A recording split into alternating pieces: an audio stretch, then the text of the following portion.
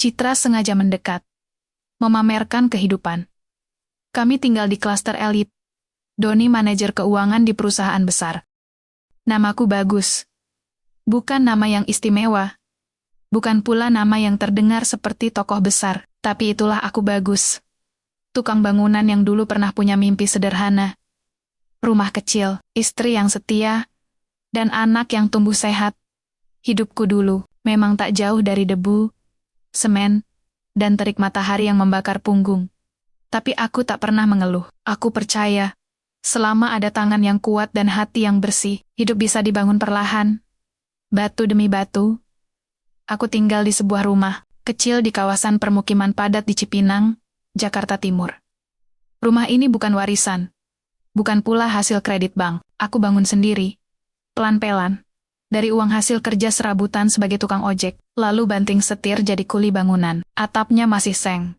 Dindingnya batako yang kusemen sendiri, dan lantainya baru sebagian yang kububuhkan keramik sisanya. Masih semen kasar, tapi bagi aku dan Kiki, rumah ini adalah surga. Di sini, kami tertawa, makan, bercerita, dan saling menghangatkan di malam-malam saat listrik padam.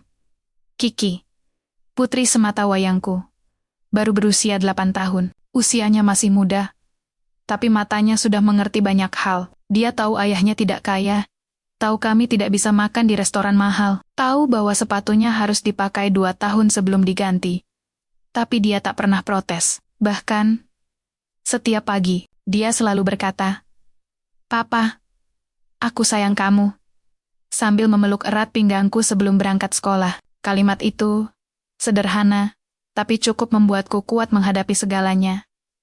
Aku dulu bukan siapa-siapa, lulusan SMP, tidak punya ijazah SMA, apalagi kuliah, tapi aku punya tangan yang terbiasa bekerja. Dari usia 18, aku sudah keluar dari kampung halaman di Purbalingga, datang ke Jakarta dengan ransel kecil, dan mimpi besar. Aku mulai dari bawah jadi pembantu di proyek, bawa semen, aduk pasir, turun naik tangga sambil punggung basah oleh keringat. Tapi, aku tidak pernah malu. Aku tahu, setiap butir semen yang kubawa adalah batu bata bagi masa depan. Aku menikah dengan Citra saat usiaku 25. Waktu itu, hidup kami memang sederhana, tapi bahagia. Kami tinggal di kontrakan kecil, makan nasi dengan ikan asin, tapi selalu tertawa bersama. Citra dulu cantik, ramah, dan penuh semangat. Ia pernah bilang, "Aku tidak butuh harta. Bagus. Aku hanya butuh cinta dan kebersamaan." Aku percaya, aku pikir, itulah yang membuat pernikahan kami kuat. Tapi ternyata, cinta tidak cukup bagi semua orang. 5 tahun lalu, Citra pergi, tidak dengan adegan drama, tidak dengan pertengkaran hebat. Ia hanya meninggalkan surat di meja dapur. Sambil Kiki masih tertidur pulas di kamar, surat itu singkat. "Maaf, Bagus. Aku tidak bahagia. Aku butuh hidup yang lebih baik. Aku tidak tahan hidup begini terus. Jaga Kiki. Aku tahu, kamu ayah yang baik. Aku pergi dengan Doni. Aku harap kamu bisa memaafkan aku suatu hari nanti." Aku baca surat itu 3 kali, lalu aku lipat, simpan di laci, dan tidak pernah membukanya lagi. Aku tidak menangis. Aku hanya duduk di depan rumah, menatap langit Jakarta yang selalu kelabu, dan bertanya, apa yang salah? Apa aku tidak cukup baik? Apa karena aku tidak bisa kasih dia mobil atau apartemen? Tapi aku tidak menyalahkan dia. Aku tahu, dunia ini keras. Banyak orang yang merasa terjebak dalam kemiskinan, dan mereka mencari jalan keluar, meski harus mengorbankan hati. Citra memilih jalan itu, dan aku memilih tetap bertahan. Sejak hari itu, aku menjadi ayah sekaligus ibu bagi Kiki. Bangun, pagi-pagi buta buatkan sarapan, antar ke sekolah, pulang kerja buru-buru ke pasar beli lauk, lalu bantu dia mengerjakan PR. Kadang, saat Kiki tidur, aku duduk di depan rumah, merokok sebatang 2 batang, menatap bintang yang nyaris tak terlihat karena polusi cahaya kota. Aku tidak membenci Citra. Tapi kadang, rasa sakit itu datang lagi seperti paku karat yang tertancap dalam, perlahan-lahan berkarat, tapi tak pernah benar-benar hilang. Namun, dari hari ke hari, Aku mulai menyadari satu hal. Aku tidak boleh menyerah, bukan untuk diriku, tapi untuk Kiki. Aku ingin dia tumbuh dengan kepala tegak, tanpa rasa malu, karena ayahnya tukang bangunan. Aku ingin dia bisa kuliah, punya karier, punya hidup yang lebih baik dari aku. Maka, aku mulai merintis sesuatu. Aku kumpulkan uang dari proyek kecil, pinjam dari tetangga, bahkan jual jam tangan pemberian ayah. Aku buat perusahaan kontraktor kecil-kecilan, CV Bangun Jaya. Awalnya hanya proyek rehab rumah, pasang genteng, atau bangun pagar, tapi aku kerjakan dengan hati. Dengan hati, aku pastikan kualitasnya bagus, harga terjangkau, dan pekerjaku bayar tepat waktu. Pelan-pelan, mulai ada yang percaya, ada yang bilang, tukangnya jujur. Hasilnya rapi. Kata-kata itu, bagiku, lebih berharga dari uang. Tapi aku tidak puas. Aku ingin lebih. Aku ingin Kiki tahu bahwa ayahnya bukan hanya tukang, tapi juga pejuang. Malam ini, setelah selesai kerja di proyek gedung perkantoran di Cawang, aku pulang. Badanku lelah, punggungku pegal, tapi aku tersenyum. Di saku bajuku, ada amplop kecil gaji mingguan. Aku hitung. Cukup buat bayar listrik, beli beras, dan sisanya untuk tabungan. Aku buka pintu rumah perlahan. Kiki sudah tidur, tapi di meja ada piring kecil berisi nasi dan telur dadar. Dengan secarik kertas. Papa, aku masak sendiri. Maaf kalau gosong, aku sayang Papa. Aku duduk, menatap makanan itu, lalu menangis. Tidak keras, hanya air mata yang jatuh perlahan. Tapi, dalam hati, aku bersumpah. Aku akan bangun hidup yang lebih baik. Bukan untuk balas dendam, bukan untuk pamer, tapi agar Kiki tahu. Dari debu, bisa lahir sesuatu yang kokoh. Dari kehinaan, bisa tumbuh kehormatan. Aku makan pelan-pelan. Rasanya gosong, tapi bagiku, ini yang terlezat di dunia. Esok hari, aku harus ke sekolah Kiki. Acara wali murid, aku sudah siapkan baju terbaikku ke meja lengan panjang, yang sudah dicuci berkali-kali, tapi masih rapi. Aku tahu, pasti akan ada orang-orang yang menatapku dari atas ke bawah. Pasti akan ada yang membicarakanku, tapi aku tak peduli. Karena aku bukan tukang bangunan yang lemah. Aku adalah ayah, aku adalah pejuang, dan aku sedang membangun lebih dari sekadar rumah. Aku sedang membangun masa depan. Hari ini hujan deras, air menggenang di depan rumah, membuat tanah di sekitar menjadi becek. Aku duduk di teras, memperbaiki sepatu kerja yang sudah retak di bagian solnya. Kiki duduk di lantai, membaca buku pelajaran sambil sesekali menatapku. Dengan mata penuh rasa ingin tahu. Papa, kenapa nggak beli sepatu baru? Tanyanya pelan. Aku tersenyum. Tidak langsung menjawab. Aku ambil lem karet dari kotak peralatan, oleskan di bagian yang terbuka, lalu tekan erat-erat. Karena yang lama masih bisa dipakai, nak. Yang penting kuat, bukan baru. Kiki mengangguk. Tapi, aku tahu ia masih belum sepenuhnya mengerti. Bagaimana bisa mengerti kalau dunia anak-anak hanya soal sepatu lucu dan tas bergambar kartun. Tapi aku yakin, suatu hari nanti, ia akan paham. Hidup bukan soal apa yang kamu miliki, tapi bagaimana kamu memperlakukan apa yang kamu punya. Aku bukan orang yang lahir dengan keberuntungan. Tidak ada orang tua kaya. Tidak ada kenalan penting. Tidak ada jalan pintas. Yang aku punya hanyalah tekad dan tangan yang tidak takut kotor. Dan dari tekad itulah, pelan-pelan, mimpi mulai tumbuh. Bukan dari angan-angan, tapi dari keringat yang menetes di antara batu bata. Setelah Citra pergi, aku sadar. Aku tidak bisa hanya jadi kuli, aku harus jadi pemilik. Tidak peduli sekecil apapun, aku mulai dengan modal nekat dan pinjaman 3 juta rupiah dari Pak Darmo, tetanggaku yang punya warung kelontong. Ia percaya padaku, kamu orang jujur, bagus, saya tahu kamu gak bakal kabur. Dengan uang itu, aku beli peralatan dasar, sekop, palu, meteran, dan 1 set alat potong genteng. Aku buat spanduk kecil. Jasa bangun dan renovasi, harga murah, kerja rapi, lalu gantung di tiang listrik depan rumah. Awalnya, tidak ada yang datang. Beberapa tetangga malah menertawaiku. Wah, Tukang bangunan mau jadi bos, nanti kalau bangkrut, balik jadi kuli lagi. Tapi aku diam saja, aku tahu. Ejekan itu lahir dari ketakutan. Orang-orang takut pada yang berbeda, takut pada yang berani mencoba. Lalu, akhirnya, datang juga pelanggan pertama. Bu Siti, janda tua yang rumahnya bocor saat hujan. Ia tidak punya uang banyak, tapi aku kerjakan dengan sepenuh hati. Ganti genteng, perbaiki talang, dan bersihkan atap dari daun-daun yang menumpuk. Aku kerjakan dalam 2 hari. Meski tanganku lecet, dan punggungku nyeri. Saat selesai, Bu Siti menangis. Mas Bagus, rumah saya nggak bocor lagi. Terima kasih. Terima kasih. Ia hanya bisa bayar separuh dari kesepakatan. Tapi, aku bilang, nggak apa-apa, Bu. Yang penting rumahnya aman. Keesokan harinya, tetangganya Bu Siti datang memesan jasa. Lalu, dari mulut ke mulut pelen-pelen, nama CV Bangun Jaya mulai dikenal. Aku mulai dapat proyek kecil. Bangun pagar, renovasi kamar mandi, bahkan bangun rumah baru untuk keluarga muda yang baru menikah. Tapi aku tahu, ini belum cukup. Aku ingin lebih, aku ingin bisa bayar sekolah Kiki, tanpa khawatir. Ingin beli rumah yang lebih layak, ingin punya tim sendiri. Maka aku mulai belajar. Di malam hari, setelah Kiki tidur, aku buka laptop jadul yang kubeli dari tukang loak. Aku cari tahu soal manajemen proyek, perhitungan ROP, bahkan hukum kontrak. Aku baca forum Tantan video YouTube, dan catat semua yang penting di buku tulis bekas Kiki.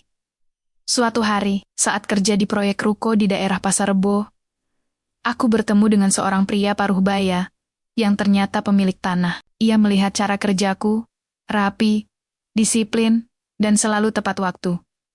Ia tanya, "Mas, kamu punya perusahaan sendiri?" Aku jawab jujur, "Ada Pak, tapi kecil sekali."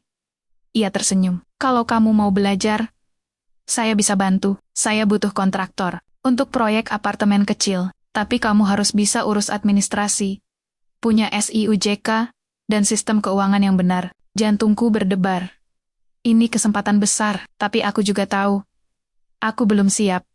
Namun, aku tidak menyerah. Aku pinjam lagi uang. Kali ini, dari koperasi karyawan proyek. Aku urus semua dokumen. Ikut pelatihan UMKM gratis di kelurahan, dan bahkan belajar akuntansi dasar dari buku pinjaman. Aku tidak tidur selama 3 hari, hanya untuk menyelesaikan proposal proyek. Dan akhirnya, aku dapat kontrak pertama yang besar. Pembangunan 12 unit rumah susun sederhana di Cilangkap. Nilainya 1,2 miliar rupiah.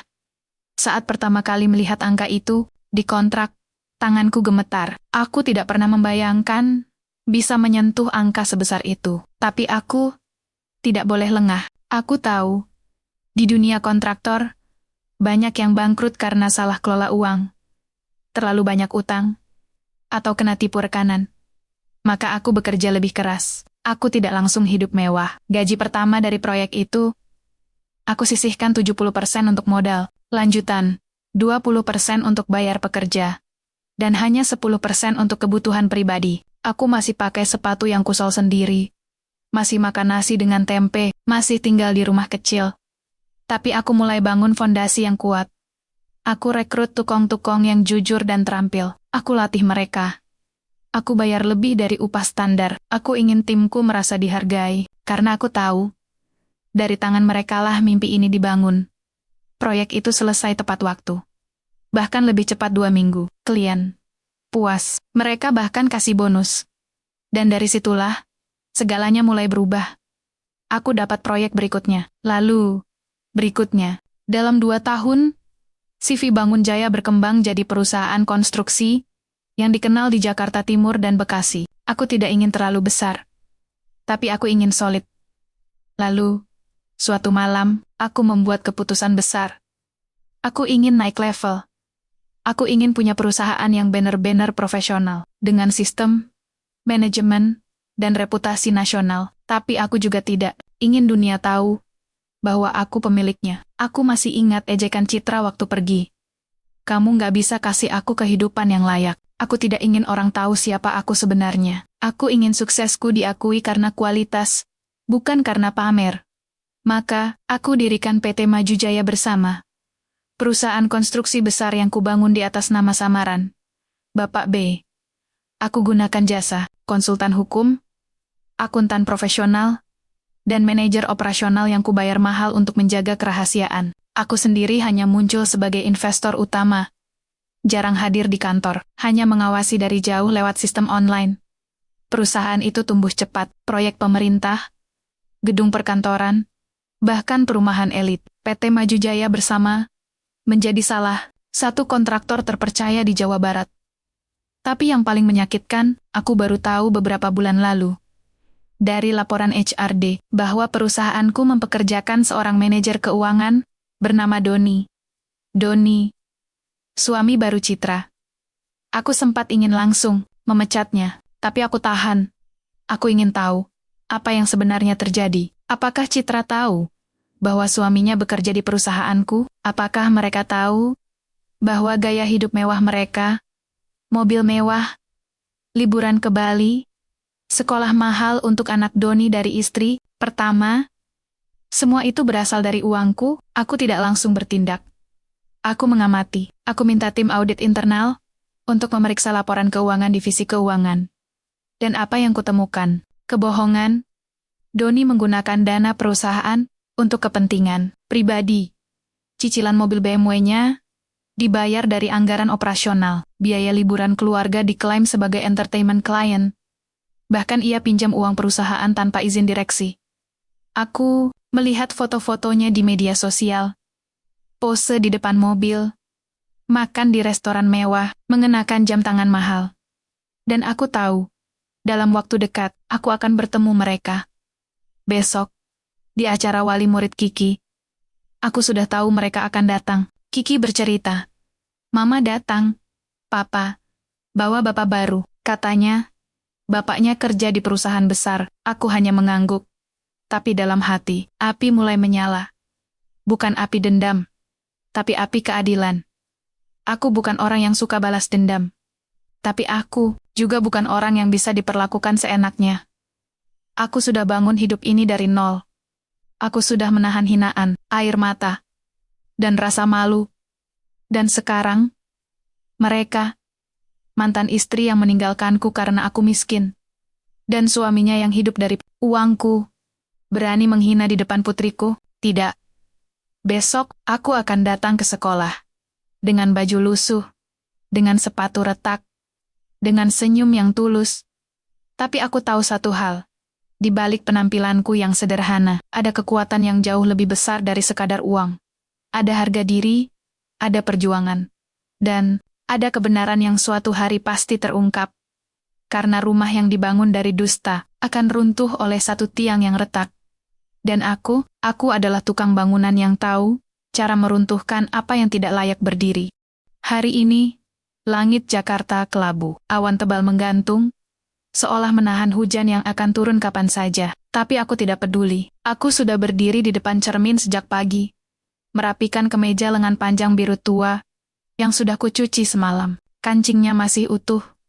Tidak ada yang copot. Kupinjamkan ke Kiki untuk disetrika, dan hasilnya rapi meski bahannya sudah tipis dan agak luntur di bagian bawah. Papa kelihatan keren, kata Kiki sambil tersenyum lebar, matanya berbinar. Kayak bos. Aku tertawa pelan, usap kepalanya. Bos apa? Bos warung nasi? Bos kontraktor? Jawabnya cepat. Kemarin, ibu guru bilang, Papa tukang bangun rumah. Itu keren kan? Aku menelan ludah. Dadaku sesak. Bukan karena bangga, tapi karena perasaan yang sulit kujelaskan. Anakku memandangku dengan penuh hormat, padahal dunia luar mungkin menganggapku hanya seorang pekerja kasar. Tidak berpendidikan, tidak punya masa depan. Tapi bagi Kiki, aku adalah pahlawan, dan itu lebih berharga dari gelar direktur atau mobil mewah. Aku berangkat ke sekolahnya, SD Harapan Bangsa, dengan jantung yang berdebar lebih kencang dari biasanya, bukan karena gugup, tapi karena aku tahu, hari ini bukan sekadar acara wali murid. Ini adalah pertemuan yang akan menguji segalanya harga diriku, kesabaranku, dan masa laluku, yang kini kembali menatapku lewat wajah seseorang yang pernah kucintai lebih dari apapun. Sekolah Kiki berada di kawasan menengah ke atas. Orang tuanya rata-rata pegawai kantoran, pengusaha kecil, atau PNS. Aku sering merasa seperti alien di sini dengan sepatu kerja yang sudah kusam, rambut yang tidak di-styling, dan dompet yang tipis.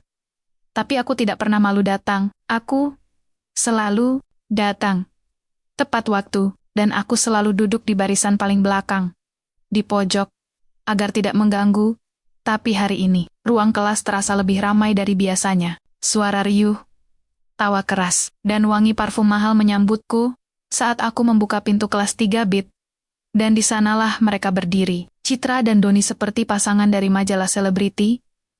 Citra memakai dress panjang warna krem. Rambutnya di-styling, halus, memakai anting-anting berkilauan, yang dulu pasti tidak pernah bisa kami beli. Ia tersenyum lebar, berbincang dengan ibu-ibu lain, sambil sesekali menyentuh lengan Doni dengan penuh kebanggaan. Doni, ia memakai kemeja linan putih, jam tangan besar di pergelangan, dan sepatu kulit mengilat. Ia tertawa keras, bercerita tentang proyek-proyek besar yang katanya diawasi langsung oleh manajemen utama. Aku berdiri di ambang pintu. Diam. Tidak ada yang menyapaku. Beberapa orang menatap, lalu berbisik. Aku tahu apa yang mereka pikir. Oh, itu ayah Kiki, tukang bangunan. Aku duduk di bangku pojok, dekat jendela. Kiki duduk di depan, tersenyum. Kepadaku, ia mengangkat jempol. Aku balas dengan kedipan mata. Guru kelas, Bu Rina, mulai membuka acara. Ia menyampaikan perkembangan akademik, perilaku siswa, dan pentingnya keterlibatan orang tua. Aku menyimak dengan serius, mencatat hal-hal penting di buku tulis kecil. Tapi hatiku tidak sepenuhnya di sana. Aku merasakan pandangan Citra, sesekali menyorot ke arahku pandangan yang bukan kasih, bukan rindu, tapi seperti menilai. Lalu, setelah sesi utama selesai, para orang tua mulai berbincang santai, dan saat itulah mereka mendekat. Bagus, suara Citra memecah suasana. Manis, tapi penuh jeda seperti orang yang sengaja ingin menarik perhatian. Aku angkat kepala. Citra, Doni, menyusul. Tangan di saku celana. Senyum sombong. Wah, ternyata benar. Kamu masih hidup. Aku tidak menjawab langsung. Aku berdiri perlahan. Aku datang untuk Kiki. Bukan untuk kalian. Citra tertawa kecil, tapi keras cukup agar orang di sekitar mendengar. Iya, tentu, kita semua datang untuk anak. Tapi kamu masih jadi tukang bangunan ya. Lihat sepatunya. Hampir putus tusolnya. Beberapa ibu-ibu menoleh. Aku merasakan panas di wajah.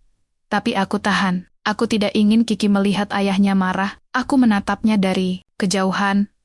Ia sedang asyik menggambar, belum menyadari apa yang terjadi. Doni menyambung, nada mengejek. Kasihan anaknya, harus malu punya ayah begini. Kalau aku, gak mungkin biarin istri hidup susah kayak gini. Aku menatapnya, matanya penuh keangkuhan. Orang seperti Doni. Aku tahu jenisnya, mereka yang naik karena menipu, yang bangga dengan status palsu, yang tidak tahu dari mana uang itu berasal. Tapi aku hanya tersenyum. Senyum yang pahit. Tapi tenang, selamat Doni. Kamu jadi manajer keuangan di perusahaan besar ya? Pasti bangga sekali. Ia tampak terkejut aku tahu, tapi cepat.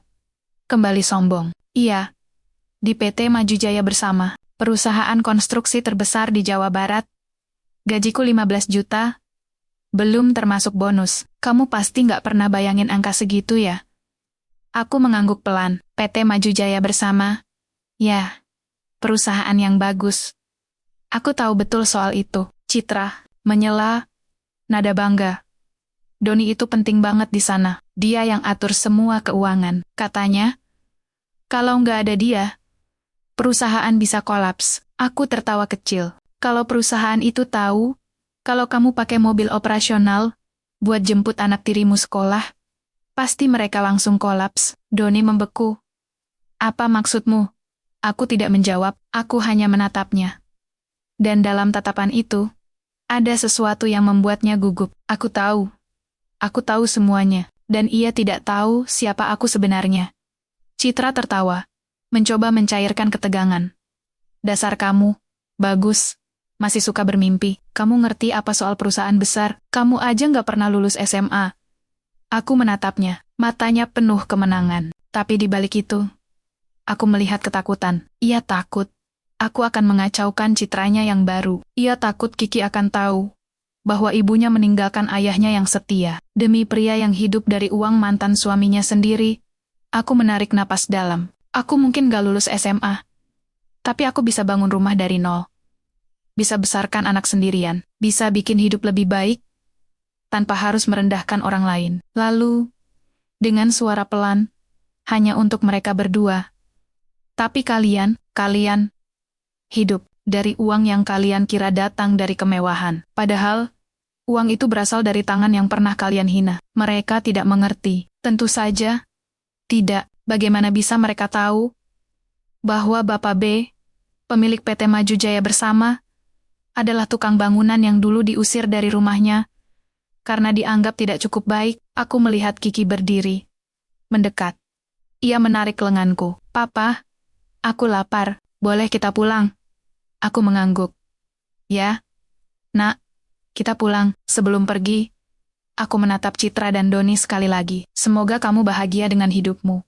Tapi jangan lupa, kebahagiaan yang dibangun di atas dusta, cepat atau lambat akan runtuh. Aku berjalan keluar, memegang tangan Kiki erat-erat. Di belakang, aku dengar Citra tertawa. Gila kali. Bagus.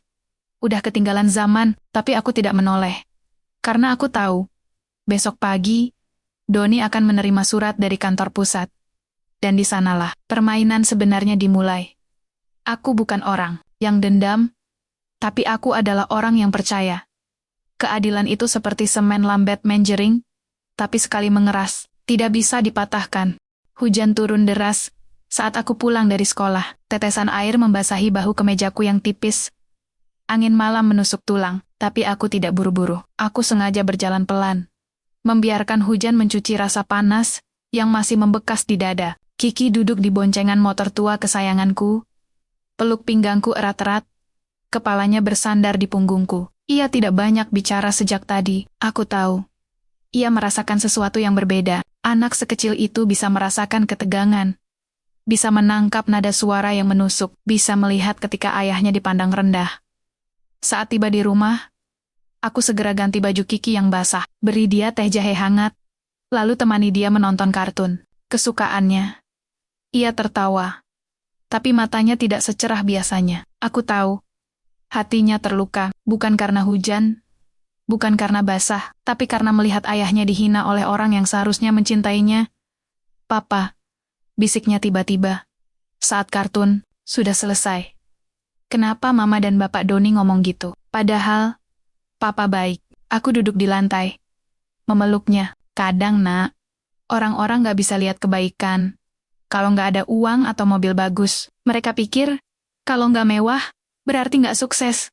Tapi Papa kan sukses. Kamu bisa bangun rumah, bisa kasih aku makan, bisa beli buku pelajaran. Aku tersenyum, peluk dia lebih erat. Iya, tapi mereka nggak lihat itu. Mereka cuma lihat sepatu retak, motor tua, dan rumah kecil. Kiki mengangkat wajahnya, mata berkaca-kaca. Tapi buat aku, Papa yang paling keren di dunia. Aku menahan napas. Dadaku sesak, aku harus menunduk agar ia tidak melihat air mataku jatuh. Karena itulah, malam ini, setelah Kiki tertidur pulas dengan selimut tebal dan boneka kelinci kesayangannya, aku duduk di depan laptop, di ruang tamu, yang hanya diterangi lampu neon redup. Aku buka dashboard internal PT Maju Jaya Bersama. Layar menyala. Username, Bapak, Meji Baces Level, Owner dan CHO Hidden Profile. Aku mengetik password, dengan jari yang masih gemetar bukan karena takut, tapi karena amarah yang sudah lama ku bendung. Aku buka sistem keuangan perusahaan, langsung menuju laporan divisi keuangan periode terakhir. Aku cari nama. Doni Prasetyo, manajer keuangan divisi operasional. Dan apa yang kulihat, membuat darahku mendidih. Pertama, penggunaan mobil operasional. Perusahaan.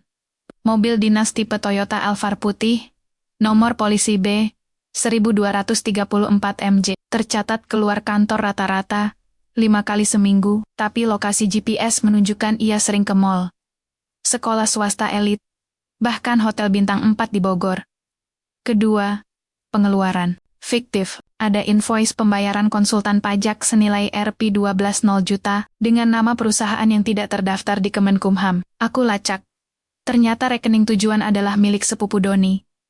Ketiga, pemalsuan laporan cicilan mobil pribadi. Doni membeli BMW W3 seharga 1,4 miliar rupiah secara kredit, dan selama 6 bulan terakhir, cicilannya dibayar dari anggaran operasional transport perusahaan, dengan keterangan mobil dinas, untuk kunjungan proyek luar kota. Padahal, tidak ada catatan proyek. Di wilayah yang ia kunjungi. Keempat, penarikan tunai tunjangan darurat. Ia ambil uang tunai 75 juta rupiah, tanpa dokumen pendukung. Diklaim untuk perbaikan rumah. Padahal rumahnya di klaster elit itu belum pernah direnovasi. Aku buka rekaman CCTV kantor. Di salah satu rekaman, Doni terlihat membawa tas besar keluar dari ruang arsip, lalu masuk ke mobilnya. Aku zoom in. Tas itu berlogo toko jam tangan mewah. Hari itu, ia cuti sakit. Aku buka juga laporan audit internal dari tim keamanan. Mereka sudah mencurigai sejak 3 bulan lalu. Tapi karena Doni punya hubungan baik dengan salah satu komisaris, yang ternyata teman main golfnya, laporan itu ditunda. Aku menutup laptop perlahan. Darahku mendidih. Bukan hanya karena uang perusahaan yang dikorupsi, tapi karena semua itu berasal dari usahaku. Uang yang kukumpulkan dari keringat, dari malam-malam tanpa tidur, dari punggung yang nyeri karena mengangkat semen. Uang yang seharusnya digunakan untuk membayar gaji tukang, membeli material, membangun rumah bagi keluarga miskin. Dan sekarang, uang itu dipakai untuk membiayai gaya hidup orang yang menghina anakku di depan umum. Orang yang menganggapku rendah. Orang yang tidak tahu bahwa di balik kemeja lusuhku ada kekuasaan yang bisa menghancurkan hidupnya dalam satu ketukan jari. Aku berdiri, berjalan ke jendela. Hujan masih turun, langit gelap. Tapi di balik awan, aku tahu fajar akan datang. Aku ambil buku catatan kecil. Aku tulis. 1. Kumpulkan semua bukti. Laporan keuangan, rekaman CCTV, data GPS, dan hasil audit .2 ke tim hukum, cukup kuat untuk pemecatan. Ketiga, siapkan surat panggilan resmi .4. Jangan langsung pecat, biar dia merasakan ketakutan dulu. Aku tidak ingin ini terlihat seperti balas dendam. Aku ingin ini menjadi keadilan. Aku buka ponsel, kirim pesan ke Pak Adi, direktur utama yang kusebut sebagai wajah perusahaan selama ini. Besok pagi, panggil Doni Prasetyo ke lantai ke-10. Jam ke-9.00, bilang ini rapat evaluasi kinerja oleh direktur utama. Jangan kasih tahu siapa yang akan memimpin, dan pastikan semua bukti sudah di meja saya. Balasannya datang cepat. Siap Pak B. Tapi, ini serius ya, dia bisa lapor polisi kalau salah prosedur. Aku ketik pelan. Kalau dia tidak bersalah, dia tidak akan takut. Tapi kalau dia bersalah, maka biar hukum yang menentukan. Aku letakkan ponsel. Lalu, aku buka laci meja. Di dalamnya, ada foto lama. Aku, Citra, dan Kiki. Saat Kiki masih bayi, kami berdiri di depan rumah kontrakan pertama kami. Citra tersenyum. Aku memeluknya dari belakang. Kiki digendongan. Tertidur pulas. Aku tatap foto itu lama. Aku nggak dendam. Citra, bisikku, aku cuma ingin kamu tahu bahwa yang kau tinggalkan bukan orang lemah. Aku bukan tukang bangunan yang gagal. Aku adalah orang yang bangkit dari nol. Tanpa bantuanmu, tanpa doamu, tanpa cintamu. Aku lipat foto itu. Kembali masukkan ke laci. Besok, Doni akan datang ke kantorku. Ia akan duduk di depan meja besar, dengan pakaian rapi, percaya diri, mungkin membawa laporan palsu. Ia akan berpikir ini hanya rapat biasa. Tapi ia tidak tahu bahwa orang di balik meja itu adalah suami dari mantan istrinya, pemilik perusahaan tempat ia mencuri, dan ayah dari anak yang ia hina kemarin. Aku bukan orang yang suka pamer. Tapi besok, aku akan memperlihatkan sesuatu yang lebih menakutkan dari kemewahan, kekuasaan yang tenang. kebenaran yang diam-diam tumbuh, dan hukuman yang datang dari bayangan. Karena di dunia ini, orang yang paling diremehkan bisa jadi adalah orang yang paling berkuasa. Dan aku bukan lagi tukang bangunan yang dihina. Aku adalah arsitek dari kehancuran mereka. Aku yang akan meruntuhkan rumah yang mereka bangun dari dusta. Pelan-pelan, tapi pasti. Aku tidak pernah benar-benar mengenal Doni sebelum Citra pergi. Ia hanya nama yang disebut sekilas. Ada teman kantor. Namanya Doni. Baik, punya mobil bagus. Aku tidak peduli. Aku pikir itu hanya obrolan biasa. Tapi ternyata, di balik nama itu, ada rencana yang sudah lama dirancang. Setelah Citra pergi, aku mencari tahu, bukan karena cemburu. Tapi karena aku ingin tahu, siapa orang yang membawa pergi ibu dari anakku, dari tetangga, dari teman lamanya. Aku mulai menyusun potongan-potongan, cerita, dan yang kutemukan bukan pria hebat, bukan pengusaha sukses, bukan sosok mapan. Aku menemukan pembohong. Doni dulunya bekerja di bank swasta, sebagai staf administrasi. Ia dipecat 2 tahun sebelum Citra meninggalkanku, bukan karena PHK, tapi karena terbukti memalsukan dokumen kredit. Ia membantu nasabah fiktif dapat pinjaman. Lalu bagi hasil, skema kecil, tapi cukup membuat namanya hitam di dunia perbankan. Ia tidak dipenjara. Tapi reputasinya hancur. Tidak ada bank yang mau menerimanya lagi. Tapi Doni pintar. Ia tahu cara menjual diri. Ia mulai kerja di perusahaan kecil-kecilan. Pura-pura punya gelar MBA dari luar negeri. Padahal, hanya kursus singkat di lembaga swasta. Ia rajin foto di kantor, di meeting, di acara klien, lalu unggah ke media sosial. Captionnya selalu sama. Meeting penting dengan investor besar. Bisnis harus terus jalan, dan Citra yang selama ini merasa tertahan hidupnya. Yang ingin hidup mewah, yang ingin dilihat orang sebagai wanita sukses jatuh dalam perangkap itu. Ia melihat Doni sebagai pelarian, sebagai tiket keluar dari kemiskinan yang menurutnya aku bawa. Tapi yang tidak ia tahu, Doni tidak punya uang sendiri. Mobil, BMW-nya, kredit, dengan DP dari pinjaman online, rumah di klaster elit, sewa, bukan milik, jam tangan Rolex, KW, dibeli di pasar malam. Dan pekerjaannya sebagai manajer keuangan di perusahaan besar, itu benar tapi yang tidak tahu. Perusahaan itu milikku. Aku sengaja menerima lamarannya. Bukan karena aku ingin membalas dendam sejak awal, tapi karena aku ingin tahu. Sejauh apa orang seperti Doni bisa berbohong, sejauh mana Citra bisa buta terhadap kenyataan. Aku memerintahkan HRD untuk menerima Doni dengan gaji tinggi 15 juta rupiah per bulan, plus tunjangan mobil, asuransi, dan bonus kuartalan. Aku ingin ia merasa aman, ingin ia merasa bahwa hidupnya benar-benar berubah. Aku ingin ia tenggelam dalam kemewahan yang sebenarnya adalah umpan. Dan ternyata, Doni langsung jatuh dalam perangkap. Ia mulai hidup di luar kemampuan. Ia naikkan gaya hidupnya drastis. Ia pindah ke apartemen lebih besar, daftarkan anak tirinya ke sekolah internasional, bahkan buka rekening bersama dengan Citra, dan klaim itu sebagai dana investasi keluarga. Padahal, uang itu berasal dari perusahaan yang ia kira milik pengusaha Singapura. Aku tahu semua ini dari laporan internal, dari CCTV kantor, dari pelacakan keuangan, bahkan dari informan di tim keuangan. Aku tidak pernah langsung campur tangan. Aku biarkan ia menggali lubangnya sendiri. Semakin dalam, semakin besar risikonya. Dan kemarin, di acara wali murid, ia membuktikan betapa sombong dan congkaknya dia. Ia menghina ayah dari anaknya sendiri tanpa tahu bahwa ayah itu adalah pemilik perusahaannya. Aku duduk di depan laptop, membuka akun media sosial Doni, layar penuh dengan foto-foto kemewahan, liburan keluarga ke Bali, nikmati hasil kerja keras, makan malam dengan klien VIP. Bisnis selalu nomor 1. Alhamdulillah, anak masuk sekolah terbaik, orang tua harus investasi sejak dini. Semua foto itu diambil dengan latar belakang yang aku tahu. Hotel itu bukan milik klien, itu tempat ia menginap dengan selingkuhannya. Klien VIP itu hanya teman lama yang diajak makan, lalu dibayar dari dana perusahaan. Dan sekolah terbaik, itu, biayanya dibayar dari anggaran entertainment yang seharusnya untuk meeting proyek. Aku menutup laptop, Aku tidak marah, aku malah merasa sedih. Bukan karena Doni, tapi karena Citra.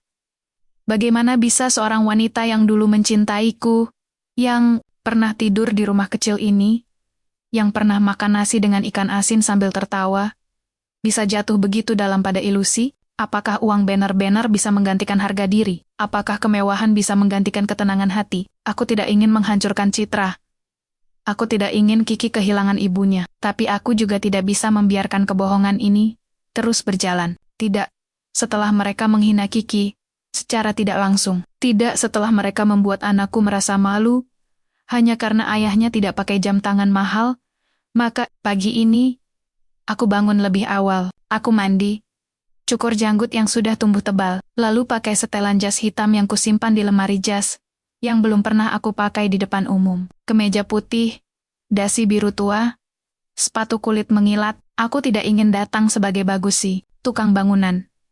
Hari ini, aku akan datang sebagai Bapak B. Aku berdiri di depan cermin. Lelaki di hadapanku, bukan lagi yang kemarin dihina di sekolah. Ini adalah pemilik perusahaan, dengan aset puluhan miliar. Ini adalah pria yang membangun bisnis dari nol, yang tidak pernah menyerah, yang tidak pernah mencuri, yang tidak pernah membohongi siapapun. Kiki bangun, melihatku, matanya membelalak. "Papa, kamu siapa?" Aku tertawa pelan. "Tetap Papa. Cuma, hari ini Papa kerja di kantor." "Kerja? Tapi kan Papa nggak kerja di kantor." "Aku punya kantor, hanya saja, selama ini Papa tidak pernah bilang." Iya, mengangguk-angguk, lalu pelukku erat.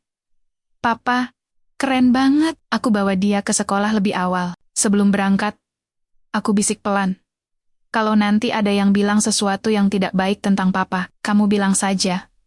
Ayahku orang yang jujur. Dia bangun hidup dari nol, dan dia lebih hebat dari siapapun yang cuma bisa pamer." Iya, mengangguk serius. "Aku akan bilang itu." Aku antar dia masuk, cium keningnya, lalu berjalan ke motor. Tapi, bukan ke proyek. Hari ini, aku menuju gedung perkantoran tinggi di bilangan Sudirman. Gedung 18 lantai, dengan logo besar, PT Maju Jaya, bersama, di lobi, Satpam langsung hormat. "Selamat pagi, Pak B, ruang direktur sudah siap." Aku angguk. Masuk ke lift pribadi. Lantai 10. Pintu terbuka. Di ujung koridor, ruang kerjaku luas, elegan, dengan pemandangan kota dari kaca besar. Di meja, sudah tersusun rapi, laporan keuangan divisi Doni, rekaman kit salinan invoice fiktif, surat pemanggilan resmi, dan satu surat pemecatan yang sudah kutandatangani tapi belum diberi tanggal. Aku duduk di kursi kulit hitam. Jam menunjukkan pukul 08.45. Doni akan datang dalam 15 menit. Aku menatap kota dari jendela. Jakarta yang ramai, penuh orang yang berlomba-lomba naik derajat. Ada yang jujur, ada yang curang, ada yang bangkit dari nol, ada yang jatuh karena sombong. Dan hari ini, seorang pria yang menghina tukang bangunan akan bertemu dengan bosnya yang ternyata adalah tukang bangunan itu sendiri. Aku tersenyum tipis. Bukan senyum kemenangan, tapi senyum dari seorang ayah yang akhirnya bisa membuktikan pada anaknya.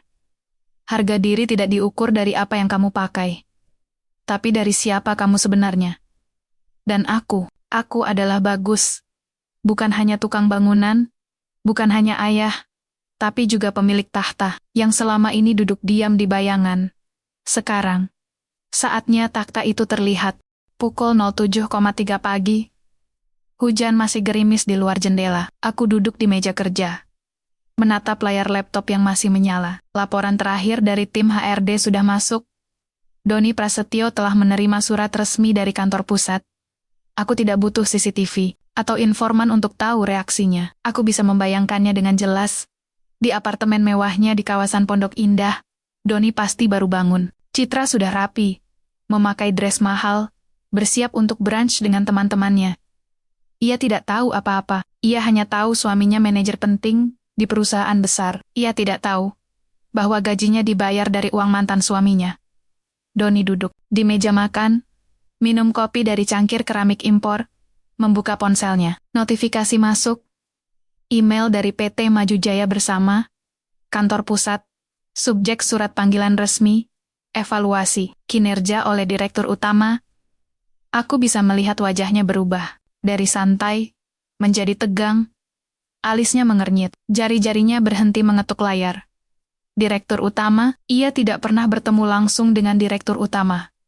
Tidak ada yang pernah melihatnya. Hanya ada nama. Bapak B misterius. Jarang muncul, katanya. Tinggal di Singapura. Jarang ke Indonesia. Tapi sekarang, tiba-tiba dia ingin bertemu langsung dengan Doni. Ia buka email. Isinya singkat, formal, dingin, kepada Yes, Bapak Doni Prasetyo. Dengan hormat, bersama ini kami sampaikan bahwa Bapak dipanggil untuk menghadiri rapat evaluasi kinerja secara langsung dengan Direktur Utama PT Maju Jaya, bersama hari atau tanggal hari ini, pukul 9 WIB tempat, Gedung Maju Jaya, lantai 10. Ruang Direktur Utama harap membawa seluruh dokumen pendukung kinerja 6 bulan terakhir. Kehadiran bersifat wajib, tidak diperkenankan mewakilkan. Hormat kami, tim sekretariat direksi Doni, baca 3 kali, napasnya mulai tidak teratur. Ini bukan rapat biasa. Ini bukan undangan dari atasan langsung. Ini dari Direktur Utama. Orang paling berkuasa di perusahaan. Ia buru-buru buka laci meja, cari laporan keuangan terakhir, tapi ia tahu laporan itu penuh kebohongan. Ia tahu bahwa angka-angka itu dimanipulasi. Ia tahu bahwa banyak pengeluaran yang tidak bisa dipertanggungjawabkan. Ia ingat mobil BMW Nia yang diklaim sebagai mobil dinas. Ia ingat invoice fiktif untuk konsultan pajak. Ia ingat uang tunai yang ditarik tanpa dokumen. Dadanya berdebar. Ia mulai berkeringat. Citra datang dari kamar, memakai anting berlian KW. Ada apa? Kok muka pucat? Doni tidak langsung menjawab. Ia tunjukkan ponselnya. Citra baca. Lalu tertawa. Wah, bagus dong. Ketemu bos besar. Mungkin mau naik jabatan? Doni menggeleng. Naik jabatan? Gak mungkin. Biasanya kalau dipanggil langsung ke lantai 10. Itu bukan kabar baik. Citra masih tidak mengerti. Kan kamu kerja bagus, gaji lancar, laporan rapi. Doni menatapnya. Ingin sekali ia bilang, laporan itu palsu, gajiku besar, karena aku mencuri. Tapi ia tidak bisa. Ia sudah terlalu dalam, gaya hidup ini sudah menjadi jiwanya, ia tidak bisa mundur. Ia buru-buru mandi, pakai setelan jas terbaiknya, dasi merah tua, wangi parfum mahal. Ia bawa tas kulit hitam berisi laptop, file laporan, dan dokumen palsu yang sudah ia siapkan sejak lama. Sebelum pergi, ia berdiri di depan cermin, menyusun senyum, melatih ekspresi percaya diri. Santai, Doni. Kamu manajer. Kamu penting. Kamu. Gak mungkin dipecat, tapi di dalam hati, ia tahu ada yang salah. Ada yang akan terbongkar. Ia turun ke lobi apartemen, naik taksi online. Selama perjalanan, ia cek media sosial perusahaan. Tidak ada postingan tentang dirinya, tidak ada peringatan. Tapi semakin dekat ke kantor, semakin ia merasa seperti ditelan rasa takut. PT Maju Jaya Bersama bukan perusahaan kecil. Gedungnya 18 lantai, marmer mengilap, satpam berseragam rapi, lift khusus direksi. Ia tidak pernah ke lantai ke-10. Ia hanya tahu lantai 5, tempat divisi keuangan berada. Taksi berhenti. Ia keluar, berjalan pelan. Udara pagi terasa dingin. Di lobi, satpam menyapanya. Pagi, Pak Doni, mau kemana? Ke lantai 10. Jawabnya. Suara sedikit gemetar. Satpam mengangguk, tapi matanya agak heran. Oh, iya. Ada janji dengan Pak B. Doni mengangguk, jantungnya berdebar kencang. Silakan, Pak. Lift khusus di sebelah kanan, harus pakai kartu akses khusus. Saya panggilkan petugas. Ia menunggu. Lift terbuka. Petugas membimbingnya masuk. Hanya Anda yang naik, Pak.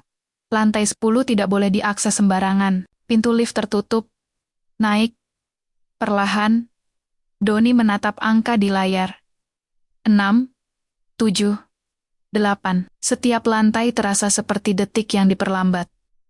Ia menarik napas. Ini cuma rapat. Evaluasi kinerja. Semua manajer pasti pernah mengalami. Tapi kenapa rasanya seperti menuju ruang interogasi, lift berhenti. Lantai 10. Pintu terbuka. Koridor luas. Karpet tebal. Lampu temaram. Di ujung, ada meja resepsionis kosong. Tidak ada siapa-siapa. Tiba-tiba, pintu ruang besar di ujung terbuka. Seorang wanita muda keluar, memakai kemeja rapi. Pak Doni, silakan masuk. Bapak B sudah menunggu. Doni mengangguk, keringat dingin membasahi punggung. Ia melangkah. Langkahnya terdengar keras di lantai marmer. Ia pegang tas erat-erat. Di depan pintu kayu besar, ia berhenti. Resepsionis membukakan. Silakan, Pak Doni. Masuk saja. Beliau sendiri. Iya, masuk. Ruangannya luas, jendela besar memperlihatkan pemandangan Jakarta. Di balik meja besar, duduk seorang pria, jas hitam, kemeja putih, dasi rapi. Wajahnya tenang, mata tajam. Doni tidak mengenalinya. Tapi aku mengenalinya dengan sangat baik. Itu aku. Bagus. Tapi bukan Bagus yang ia hina kemarin dengan sepatu retak dan kemeja lusuh. Ini adalah Bagus yang berkuasa. Bagus yang tidak perlu berteriak untuk menakutkan. Bagus yang cukup menatap untuk membuat seseorang gemetar. Doni duduk di kursi depan meja. Coba tersenyum. Selamat pagi, Pak. Maaf, saya belum pernah bertemu Bapak langsung. Saya Doni Prasetyo, manajer keuangan divisi operasional. Aku mengangguk pelan, tidak tersenyum. Terima kasih sudah datang. Pak Doni, aku letakkan satu bundel dokumen di atas meja. Labelnya, laporan keuangan dan audit internal, periode Januari 2025. Aku buka halaman pertama. Dan di sanalah, foto mobil BMW-nya, terparkir di depan mall, dengan keterangan, penggunaan, mobil operasional perusahaan untuk kepentingan pribadi, 17 kali, dalam 3 bulan. Doni membeku. Wajahnya memucat. Ia tahu siapa aku sebenarnya. Tapi tidak mungkin. Bagaimana mungkin tukang bangunan itu adalah pemilik PT Maju Jaya Bersama? Aku menatapnya. Dan untuk pertama kalinya dalam hidupnya, Doni merasakan sesuatu yang belum pernah ia rasakan. Ketakutan sejati. Aku buka suara, pelan, dingin, tajam. Sebelum kita mulai, saya ingin tanya satu hal. Doni menelan ludah. Kemarin, di acara wali murid, kamu bilang, kasihan anaknya, harus malu punya ayah begini. Aku diam sejenak. Lalu, aku tersenyum tipis. Sekarang, siapa yang harus malu? Doni tidak bisa menjawab. Mulutnya terbuka, tapi tidak ada suara. Karena di depannya, bukan lagi tukang bangunan yang diremehkan, tapi pria yang memegang nasibnya di ujung jari. Dan aku tahu hari ini, segalanya akan berubah. Doni duduk di depanku. Tubuhnya kaku seperti patung, tangannya mencengkeram tas kulit hitam, seperti sedang berpegangan pada pelampung di tengah laut badai. Matanya tidak fokus bolak-balik menatap wajahku. Dokumen di meja, lalu pintu di belakangnya, seolah mencari jalan keluar yang tidak ada. Aku tidak buru-buru, aku biarkan ketegangan itu mengendap, seperti semen yang perlahan mengeras. Rasa takut harus diberi waktu untuk benar-benar meresap. Aku ambil secangkir kopi dari meja samping, teguk pelan. Rasanya pahit, tapi hangat, sama seperti perasaanku sekarang. Kamu tahu, kataku. Suara rendah, tenang. Selama ini aku memperhatikanmu. Bukan karena aku suka mengintai, tapi karena aku ingin tahu sejauh mana seseorang bisa hidup dalam kebohongan dan tetap tersenyum. Doni menelan ludah. Saya tidak mengerti maksud Bapak. Aku letakkan cangkir. Buka bundel dokumen perlahan. Halaman pertama, foto-foto dari CCTV kantor. Ia sedang membawa tas keluar gedung setelah jam kerja. Tas itu berlogo toko jam tangan mewah. Hari itu, ia cuti sakit. Ini tanggal 12 Maret, Ted. Kamu cuti karena migrain, tapi kamu justru pergi ke Grand Indonesia. Beli jam tangan seharga 42 juta rupiah. Dibayar pakai kartu perusahaan. Doni membeku. Aku balik halaman. Laporan keuangan divisi keuangan. Angka-angka besar. Coretan merah. Di sana-sini. Cicilan mobil BMW-mu. 48 juta rupiah per bulan. Dibayar dari anggaran operational transport. Tapi, tidak ada catatan kunjungan proyek di wilayah Bogor, atau puncak tempat kamu sering weekend dengan Citra. Aku angkat pandangan. Atau ini, invoice pembayaran konsultan pajak, senilai Rp12,0 juta. Perusahaan penerimanya tidak terdaftar di Kemenkumham. Rekening tujuannya atas nama Rudi Santoso sepupumu kan? Wajah Doni memucat. Ia mulai berkeringat. Saya bisa jelaskan Pak itu. Itu kesalahan administrasi. Saya pikir, apa kamu pikir aku bodoh? Potongku. Masih tenang. Iya, terdiam. Aku tutup dokumen. Letakkan di tengah meja. Kamu bekerja di perusahaanku selama 18 bulan. Gajimu 15 juta rupiah per bulan. Bonus 2 kali setahun. Tunjangan kesehatan. Mobil dinas. Bahkan biaya sekolah anak tirimu ditanggung perusahaan. Dan apa yang kamu lakukan sebagai balasannya? Mencuri. Memalsukan laporan. Menipu atasan. Dan yang paling parah. Aku berdiri perlahan. Kamu menghina anakku di depan umum. Doni menatapku. Bingung. Apa maksud Bapak? Aku melangkah keluar dari balik meja, berdiri di depannya. Kemarin, di sekolah Kiki, kamu bilang, kasihan anaknya, harus malu punya ayah begini. Aku menatapnya lurus ke mata. Tahukah kamu siapa ayah Kiki? Ia menggeleng pelan. Aku tersenyum tipis. Doni mengerjap. Apa? Aku bagus. Ayah Kiki. Mantan suami Citra. Tukang bangunan yang kamu hina kemarin. Dengan sepatu retak dan kemeja lusuh. Ia menatapku. Mulut terbuka. Tapi kamu kan tidak mungkin pemilik PT Maju Jaya Bersama? Tidak mungkin punya gedung 18 lantai? Tidak mungkin jadi bosmu? Aku mengangguk. Tepat sekali, ia mundur sedikit di kursinya. Seolah ingin menjauh dari kenyataan. Tidak mungkin. Pemilik perusahaan ini, orang Singapura. Namanya, Bapak B. Potongku. Yah, itu aku. Aku sengaja tidak pakai nama asli. Aku ingin perusahaan dinilai dari kinerja. Bukan dari siapa pemiliknya. Tapi kamu bahkan tidak tahu dari mana uang yang kamu pakai setiap hari berasal. Aku kembali duduk. Setiap kali kamu makan di restoran mewah, itu uangku. Setiap kali kamu liburan ke Bali, itu uangku. Setiap kali kamu beli jam tangan KW buat pamer, itu uangku. Dan setiap kali kamu bilang aku manajer keuangan di perusahaan besar, kamu sedang membanggakan pekerjaan yang kamu curi dari hidup mantan suaminya sendiri. Doni tidak bisa berkata apa-apa.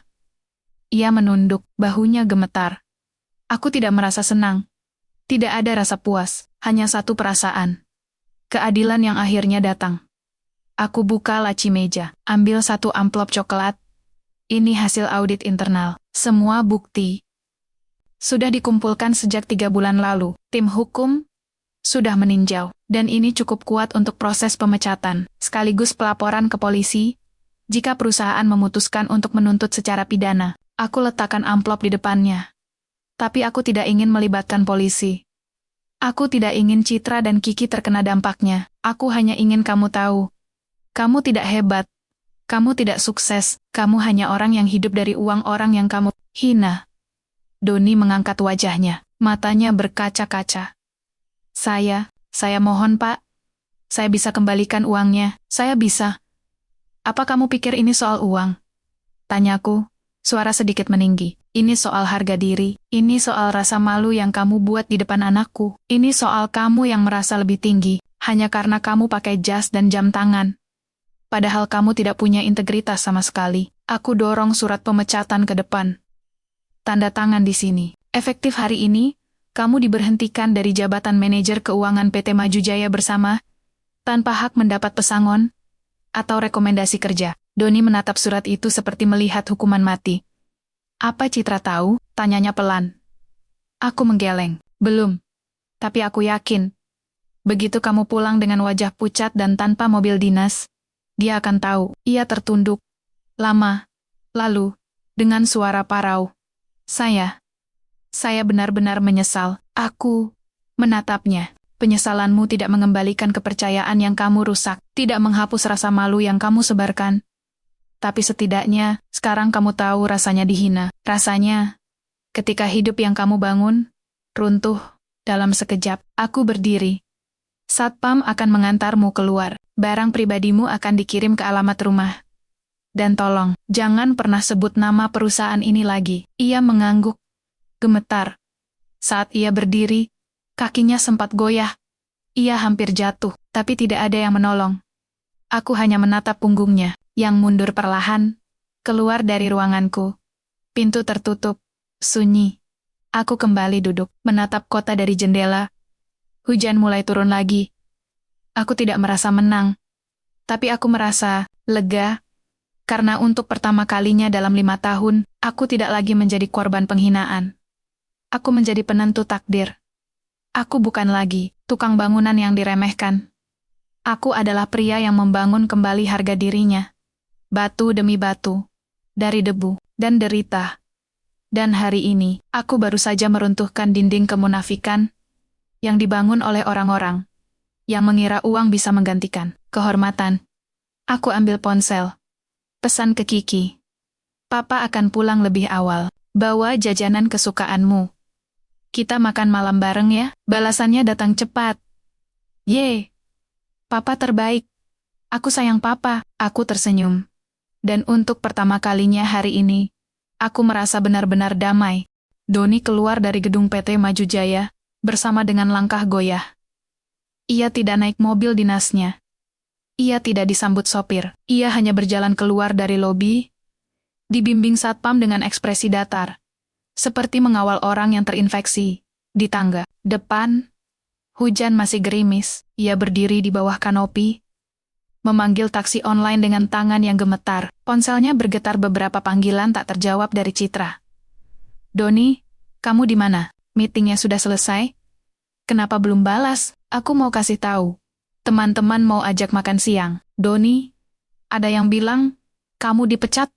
Jangan bercanda. Ia tidak menjawab. Ia tidak bisa. Bagaimana ia menjelaskan bahwa selama ini hidup mewahnya adalah ilusi, bahwa mobil BMW yang ia pamerkan adalah hasil pencurian dari perusahaan, bahwa jam tangan Rolex Nia ternyata KW, dan gajinya yang besar ternyata berasal dari mantan suami istrinya sendiri. Taksi datang. Ia masuk, menyuruh supir ke apartemen. Selama perjalanan, ia menatap pantulan wajahnya di kaca jendela. Pria yang dulu percaya diri, yang suka tertawa keras di media sosial, yang suka mengatakan hidup harus dijalani dengan gaya, kini terlihat seperti orang yang baru keluar dari penjara. Wajahnya pucat, matanya kosong. Ia tahu, begitu sampai di rumah, semuanya akan berubah. Sementara itu, di kantorku, aku tidak langsung pulang. Aku duduk di ruanganku, menatap surat pemecatan yang sudah kuteken. Aku tidak merasa dendam, tidak merasa senang, hanya satu perasaan.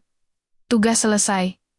Aku buka sistem internal, kirim pengumuman resmi ke seluruh divisi, berdasarkan hasil audit dan evaluasi kinerja. PT Maju Jaya bersama menyampaikan bahwa Bapak Doni Prasetyo telah diberhentikan dari jabatannya sebagai manajer keuangan divisi operasional, terhitung sejak hari ini, karena pelanggaran serius terhadap kode etik perusahaan dan penyalahgunaan dana perusahaan. Proses serah terima akan dilakukan oleh tim HRD. Terima kasih atas kontribusinya selama ini. Aku tahu, dalam hitungan menit, berita ini akan menyebar. Dan benar saja, pukul 10.15, notifikasi media sosial mulai berdering. Grup WhatsApp karyawan.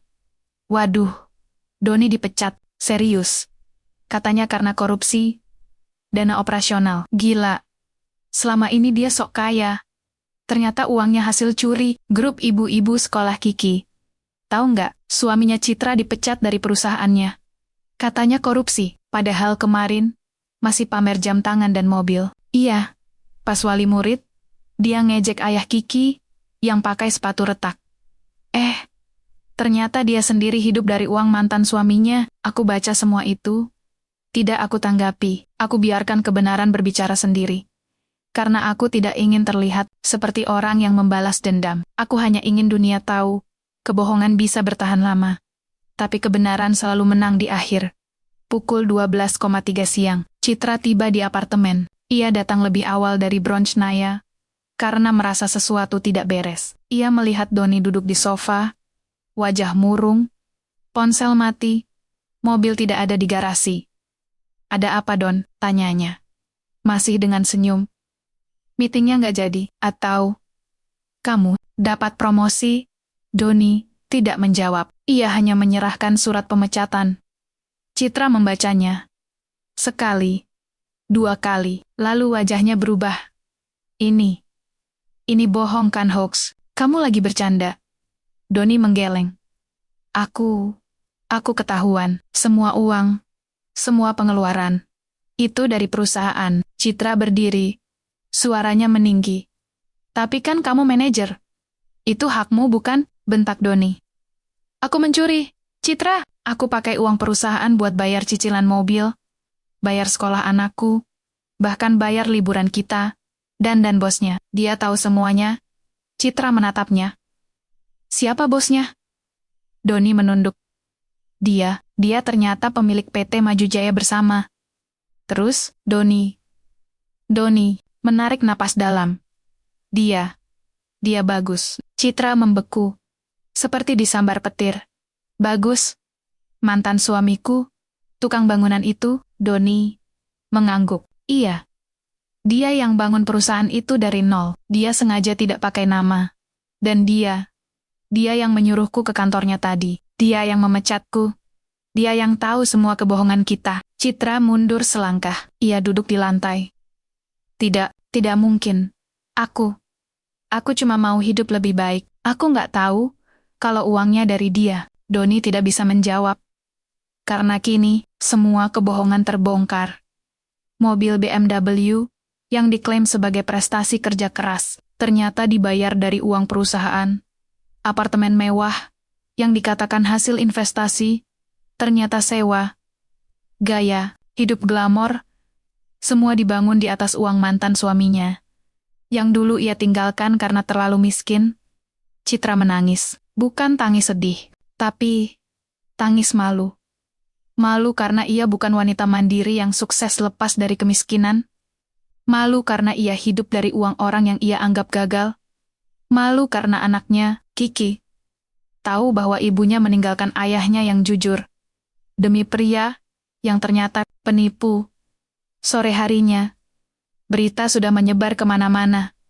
Di warung kopi dekat rumahku, 2 bapak-bapak ngobrol keras. Gila ya, hidup mewah ternyata dari korupsi, dan yang ngasih makan malah orang yang dihinanya. Nasib, dulu diremehin, sekarang jadi bos besar.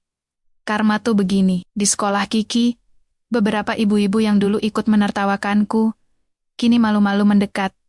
Pak Bagus, maaf ya, kemarin saya kurang sopan. Anak saya bilang, ayahnya Kiki itu hebat, bisa bangun perusahaan sendiri. Aku hanya tersenyum, tidak sombong, tidak menyalahkan.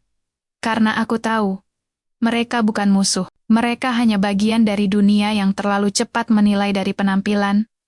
Pukul 18.00, aku pulang. Kiki sudah menunggu di depan rumah, memainkan bonekanya. Saat melihat motorku, ia berlari. Papa, aku kangen. Aku angkat dia, peluk erat. Papa, juga nak.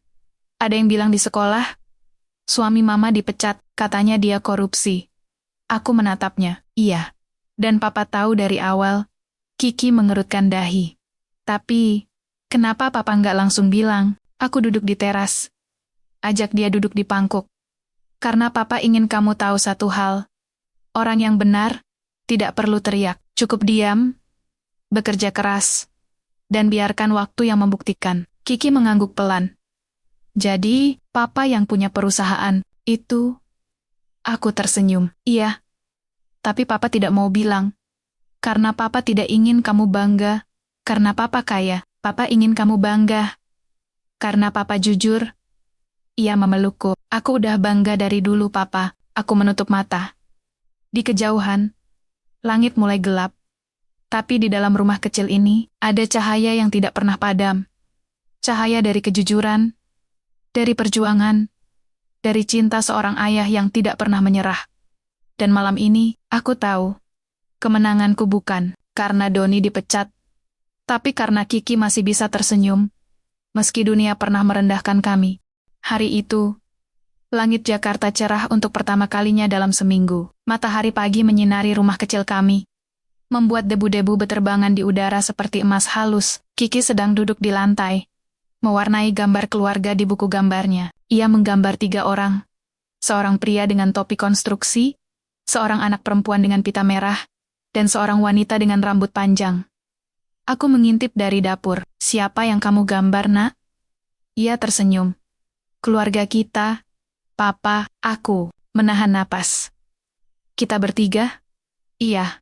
Kamu, aku, dan Mama. Jantungku berdetak pelan. Aku tidak marah, tapi ada rasa sesak yang sulit kujelaskan. Aku duduk di sampingnya, usap rambutnya. Kamu kangen Mama? Kiki mengangguk pelan. Iya, tapi aku juga sayang Papa lebih. Aku tertawa kecil. Kamu nggak perlu milih. Kok, kamu boleh sayang dua-duanya. Tapi sebelum ia sempat menjawab, suara ketukan pelan terdengar di pintu. Aku berdiri. Di ambang pintu. Berdiri Citra. Wajahnya pucat. Rambutnya tidak di-styling seperti biasa. Ia memakai baju sederhana kemeja lengan panjang, dan celana jeans bukan dress mahal atau aksesori berkilauan. Matanya merah, seperti habis menangis. Kami berpandangan. 5 tahun terasa seperti kilat yang menyambar. Bagus, bisiknya. Boleh aku masuk? Aku tidak langsung mengangguk. Aku menatapnya lama, bukan dengan kebencian, tapi dengan pertanyaan yang belum terjawab. Apakah kamu datang untuk meminta maaf, atau untuk menyelamatkan muka? Aku mundur selangkah. Masuklah. Kiki berdiri, kaget. Mama. Citra langsung memeluknya erat, tangisnya pecah. Maafin Mama. Kiki, maafin Mama. Aku berdiri di dekat jendela, membiarkan mereka berdua. Aku tidak ingin menghakimi, tapi aku juga tidak ingin Kiki terluka lagi. Setelah beberapa menit, Citra melepaskan pelukan, duduk di kursi tua yang biasa kupakai saat makan. Ia menatapku. Bagus, aku tahu. Aku nggak punya hak untuk datang. Tapi aku harus bicara. Aku benar-benar menyesal. Aku tidak langsung menjawab. Aku ambil 2 gelas, isi air putih. Beri 1 padanya. Ngomong saja, kataku pelan. Tapi jangan bohong, aku sudah terlalu lama hidup dengan kebohongan orang lain. Citra menarik napas. Aku salah. Aku benar-benar salah. Aku meninggalkan kamu karena aku malu.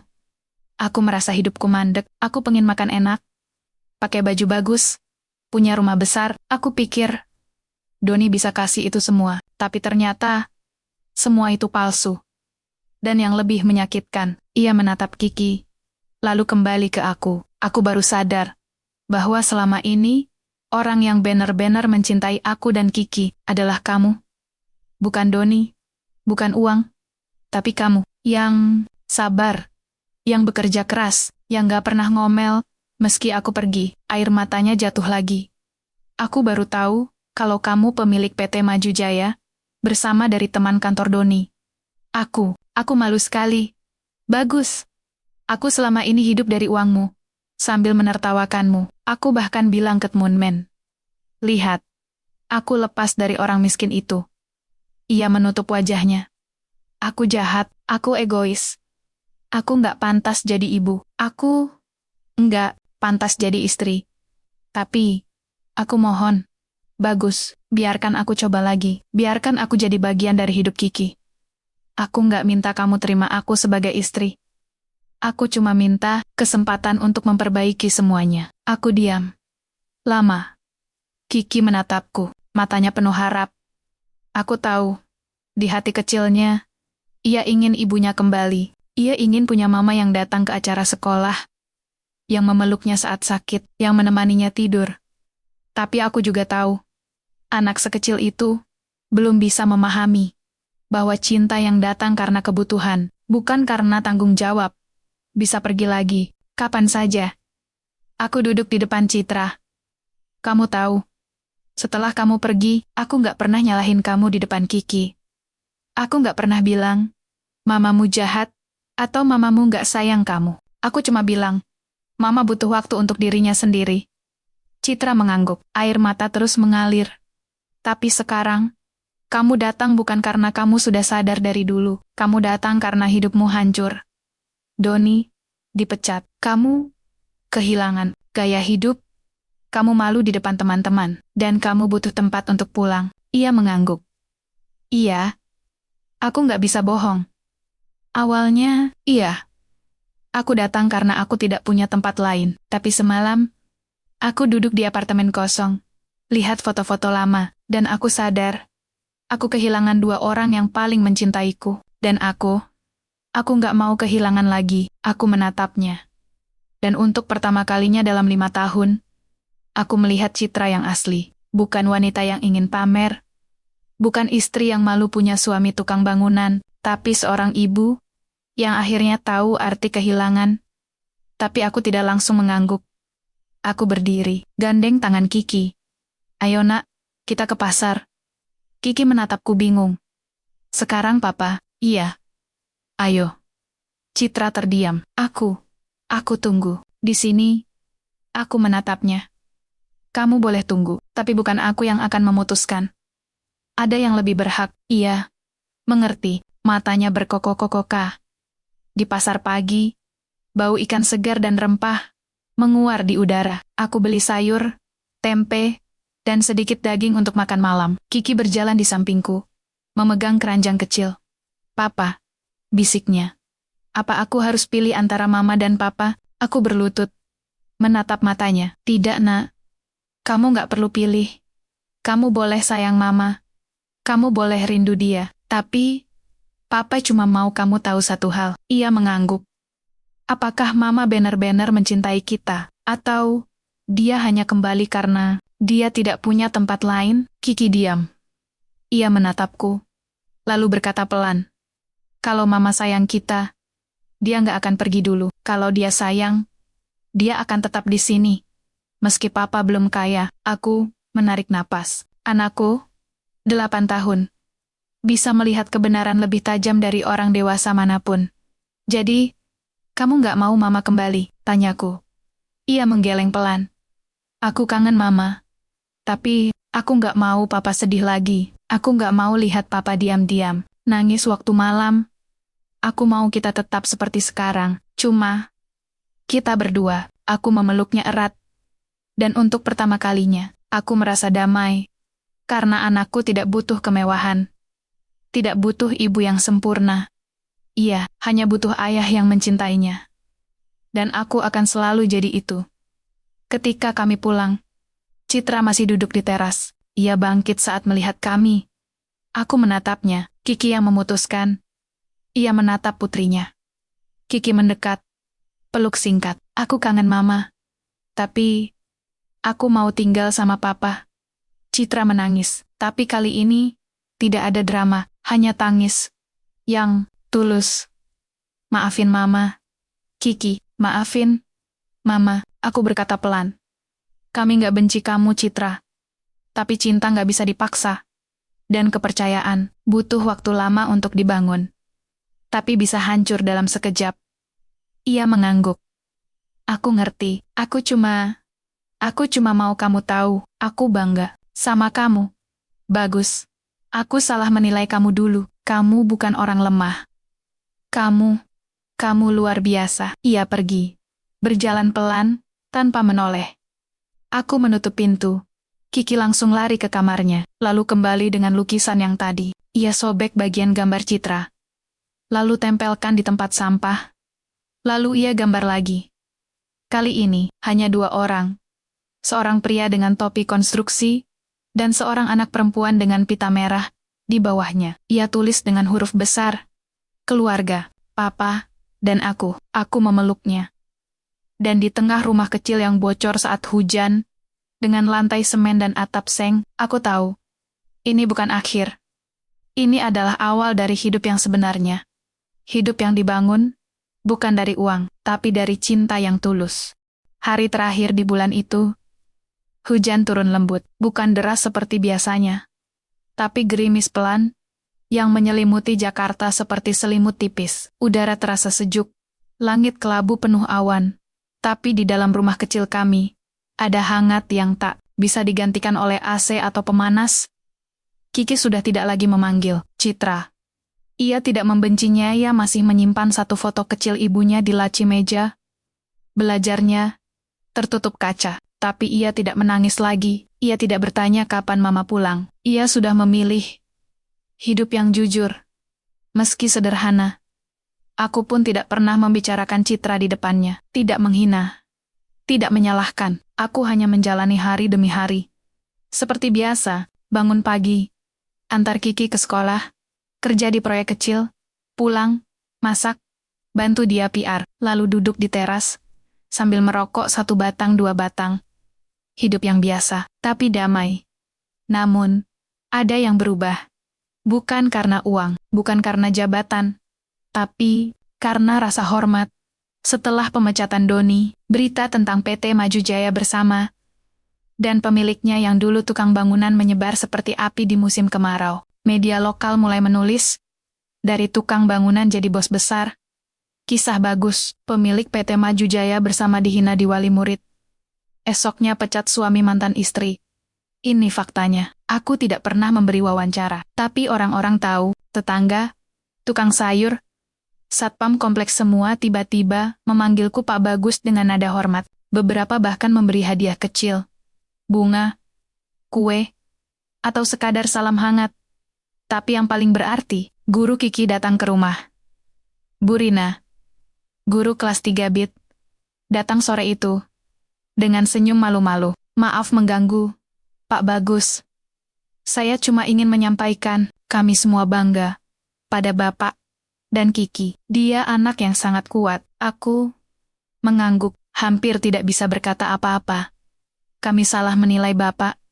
Kami pikir Bapak hanya tukang bangunan biasa, tapi ternyata Bapak adalah contoh nyata bahwa kesuksesan bukan soal uang, tapi soal karakter. Aku hanya bisa tersenyum. Kali ini, bukan senyum pahit, tapi senyum yang tulus. Karena untuk pertama kalinya, aku dihargai bukan karena apa yang kupunya, tapi karena siapa aku sebenarnya. Beberapa hari kemudian, aku mulai proyek kecil di depan rumah. Bukan proyek besar. Hanya membuat taman mini. Aku beli semen, pasir, batu bata bekas dari proyek yang selesai. Aku ajak Kiki membantu. Papa, mau bikin apa? Tanyanya. Memakai sarung tangan kecil yang kubelikan. Rumah kita kecil, Nak. Tapi setidaknya, halamannya harus indah, biar kita bisa dudak-dudik, lihat bunga, makan bareng. Ia tersenyum lebar. Aku mau tanam bunga matahari. Aku tertawa. Boleh. Tapi kamu yang siram ya. Kalau mati, tanggung jawab kamu. Ia mengangguk serius. Seperti anak yang baru dapat misi penting. Kami bekerja berdua. Aku mengaduk semen, memasang batu bata sebagai pembatas taman. Kiki membawa air, menanam benih bunga, dan mencoret-coret desain di buku gambarnya. Taman Papa Kiki, tetangga mulai berkumpul. Awalnya hanya mengintip, lalu satu persatu datang membantu. Pak Darmo bawa sekop. Sini, bagus, saya bantu. Bu Siti bawa bibit bunga. Ini mawar. Biar harum, anak-anak kecil di kampung ikut main tanah, tertawa, membantu Kiki menyiram. Dan, perlahan, di tengah debu dan keringat, taman kecil itu tumbuh. Bukan taman mewah, tidak ada air mancur, atau lampu taman impor, hanya tanah, batu bata, bunga sederhana, dan tanaman hias yang dibeli dari pasar loak. Tapi bagi kami, ini lebih dari sekadar taman. Ini adalah simbol. Simbol bahwa dari hal kecil, bisa lahir sesuatu yang indah, bahwa dari luka bisa tumbuh kekuatan, bahwa dari kehinaan bisa muncul kehormatan. Malam itu, setelah semua selesai, aku duduk di bangku kayu kecil yang kubuat sendiri. Kiki duduk di pangkuk, kepalanya bersandar di dadaku. Langit malam mulai gelap, bintang-bintang samar terlihat di balik polusi cahaya kota. Papa, bisiknya, ini rumah paling indah di dunia ya? Aku menatap sekeliling, rumah kecil, Atap seng, lantai semen, taman mini yang baru jadi, tidak ada pagar mewah, tidak ada mobil di depan, tidak ada AC di setiap kamar. Tapi di sini ada cinta, ada tawa, ada kejujuran, ada ayah dan anak yang saling melindungi. Aku peluk Kiki erat. Iya, Nak, ini rumah paling indah di dunia, karena dibangun dari cinta, bukan dari uang. Ia tersenyum, lalu berkata pelan, "Kalau nanti Papa nikah lagi, aku boleh pilih istrinya ya?" Aku tertawa. "Dikit-dikit ya. Aku belum mikir soal itu, tapi harus yang sayang Papa dan aku. Harus yang gak malu punya suami tukang bangunan." Aku menatapnya. "Tukang bangunan itu pekerjaan yang mulia, Nak. Kita bangun rumah untuk orang lain. Tapi yang paling penting, kita bisa bangun hidup untuk diri sendiri." Ia mengangguk, lalu tertidur di pelukanku. Aku duduk lama, menatap taman kecil kami, menatap rumah yang dulu kubangun sendiri. Batu demi batu, menatap langit. Aku tidak menyesal atas apa yang terjadi. Tidak menyesal Citra pergi. Tidak menyesal dihina di wali murid. Tidak menyesal hidup miskin. Karena semua itu membuatku kuat. Semua itu mengajarkanku arti, harga diri. Semua itu membawaku ke titik ini, di mana aku tidak lagi butuh pengakuan dunia. Karena anakku sudah mengakuiku. HP-ku bergetar, pesan dari tim hukum. "Pak, Doni mengajukan gugatan. Dia klaim pemecatannya tidak sah. Harus kami tangani?" Aku baca. Lalu balas, "Tidak perlu. Biarkan dia. Aku tidak takut, kebenaran sudah di luar. Biar masyarakat yang jadi hakim." Aku tutup ponsel. Doni bisa gugat, bisa menang di pengadilan. Tapi ia tidak akan pernah menang di hati orang-orang yang tahu cerita sebenarnya. Karena dunia bisa tertipu oleh penampilan. Tapi hati anak kecil selalu tahu siapa yang benar-benar mencintai. Pagi berikutnya, aku bangun lebih awal. Kiki sudah di taman, menyiram bunga mataharinya yang baru tumbuh daun kecil. "Papa, lihat, sudah tumbuh." Aku tersenyum, duduk di sampingnya. "Iya, pelan-pelan, tapi pasti." Ia menatapku, "Kayak kita." "Ya, Papa." Aku tertawa, usap rambutnya. "Iya, kayak kita." Aku duduk di sana, menatap taman kecil, menatap rumah kecil, menatap anak kecil yang tumbuh besar dalam hatiku. Dan aku tahu, aku bukan sekadar mantan tukang bangunan, bukan sekadar mantan suami yang ditinggal, bukan sekadar korban penghinaan. Aku adalah ayah. Aku adalah pejuang. Aku adalah pria yang bangkit dari debu, dan kini berdiri tegak tanpa perlu pamer. Dan rumah yang kubangun bukan hanya dari semen dan batu bata, tapi dari sabar, cinta, dan harga diri. Karena pada akhirnya, kehidupan bukan tentang seberapa tinggi gedung yang kau bangun, tapi seberapa dalam fondasi yang kau tanam. Dan fondasiku, Kiki, dan kejujuran. Itu yang tak bisa diruntuhkan oleh hinaan, oleh kemiskinan, oleh pengkhianatan. Itu yang akan tetap berdiri. Meski dunia sekali lagi mencoba merobohkanku. Akhir dihina di wali murid, biarkan mereka tertawa. Karena suatu hari nanti, mereka akan tahu, orang yang mereka remehkan adalah orang yang menentukan nasib mereka. Bagus, mantan tukang bangunan, kini pemilik PT Maju Jaya bersama, dan ayah dari satu-satunya warisan yang tak ternilai. Kiki.